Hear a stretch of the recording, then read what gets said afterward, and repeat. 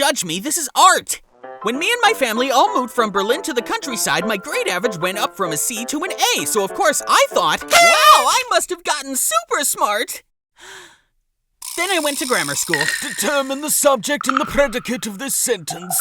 Pretty what? What's he talking about? Guys is the subject and subscribe is the predicate. Ah, the thing word and do word. Why didn't you just say so? He's from the village. Hey, I'm super smart!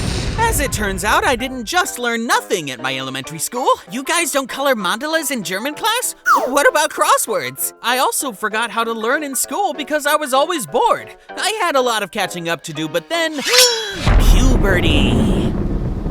Learning became even more boring than before because suddenly everywhere there were hot girls and boys. It was always boys, even if I didn't admit it at the time. And I should also add that I've never really been good at doing anything just because someone else says I should. I always question things and then I look for a way that suits what I actually want.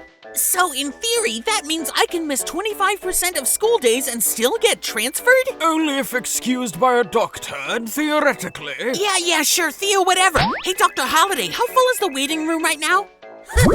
It was the same with art class. I just found everything so boring. Everyone here is going to draw a still life with this 2B pencil of this face. You all have 1 week. Which to me just sounded like, if you finish this boring shit very fast, you'll have plenty of time to do something more exciting. So I quickly finished the mandatory tasks and then used the expensive paints I didn't have at home to do whatever I wanted for the rest of the week.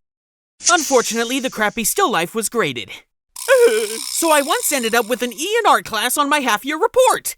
Some folks would say, how can you be so stupid? But first of all, by the end of the year, I had turned that E into a C, which I think is pretty okay. And second of all, I gained a lot of experience using inks and colors. Not like that.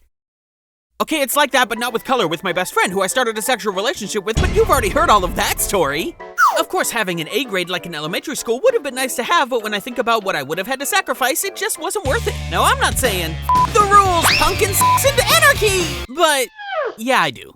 That's a pretty accurate description of my teenage years. Next try. If you want to live out your freedoms, be clever enough that it doesn't bite you in the ass at some point. I mean, I was no longer a straight A student, but I was still good enough that all the opportunities I cared about were still available to me. I skipped a lot of school, but never to the point where it had serious consequences.